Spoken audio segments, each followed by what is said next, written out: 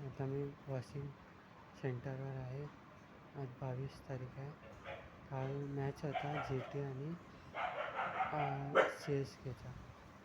तर GT जिंकली आहे आणि आता GTचे 18 पॉईंट झाले. CSK बाहेर गेली आहे. आता GTचे तर सारे मॅच झाले आहेत.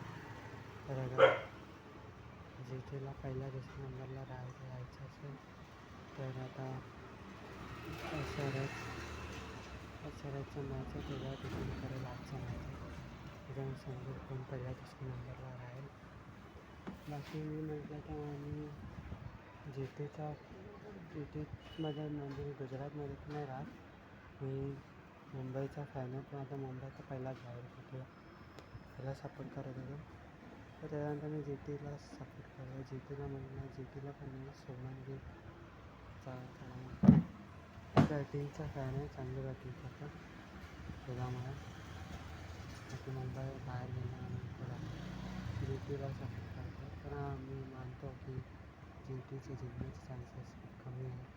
RCBचे जास्त आहेत. मागच्या वर्षी पण RCB जिंकलेले, यावर्षी पण RCBचे जिंकण्याचे चान्सेस आहे. पण बघू आता लास्ट हप्ता चालू आहे. आज RCB आणि SRHचा लास्ट मॅच आहे. RCB जिंकेल तर RCB पहिल्या नंबरला, GT दुसऱ्या नंबरला. RCB हरवेल तर RCB तर पहिल्याच नंबरला राहील. GTचा रन रेट चांगला असेल तर नंबरला येईल, नाही तर मग तिसऱ्या नंबरला राहील. तर आता आजचा तर क्वालिफाय तर झालं आहे.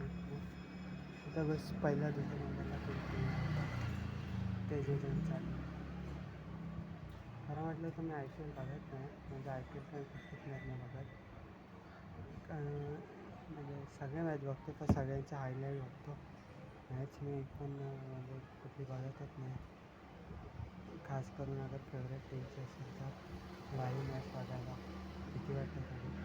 तर बघायला टीव्हीमध्ये T20 नाही बघू शकत, तर मग मी टेस्ट मॅच 5 दिवसाची काय बघणार.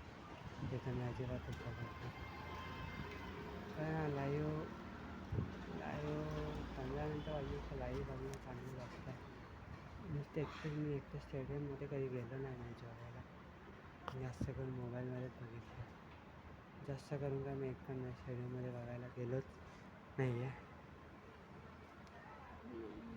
आणि मला जायचं पण नाही आहे. म्हणजे आत्ता नाही जायचं. फ्युचरमध्ये थोडा पैसे कमी तर जाईल मॅच बघायला. स्टार्टिंगला वाटलेलं की मागच्या वर्षी एवढा क्वालिफायपर्यंत पोचले मुंबई, यावर्षी जिंकेल, तर तसं काय नाही झालं. मुंबई आता ऑड नंबरमध्येच चालते. 2025 तर 27मध्ये चालू शायद जिंकू पण शकते. इव्हन नंबरमध्ये 26मध्ये तर नाही चालत एवढं, आणि नाहीच चालली. लवासन मॅच 13, 15, 17, 19, 20मध्ये काय कसं चालली काय माहिती. चालली आणि त्यानंतर डाऊनफॉल सुरू झाला मुंबईच्या. म्हणजे जिंकली आणि त्याच्यानंतर मग हरतच गेली. लगभग 6 वर्ष एक पण सीझन नाही जिंकली लॉकडाऊननंतर. किस्मत खराब बोलू शकतो अजून काय. CSKचा तर 2023ला लास्टला जिंकलेली, आणि त्याच्या 3 वर्ष जिंकले नाही. त्याची 2 वर्ष MS धोनी खेळलेला आहे, एक यावर्ष नाही खेळ. 2 वर्षात सगळं डाऊनफॉल झाला. त्याच्यामुळे MS धोनी पण खेळणं सोडून दिलं. 2023मध्येच सोडायला पाहिजे होतं. 23मध्ये तर काय बोलायचं आता. 2023मध्ये रिटायर झाला असता, जिंकून चांगलं झालं असतं.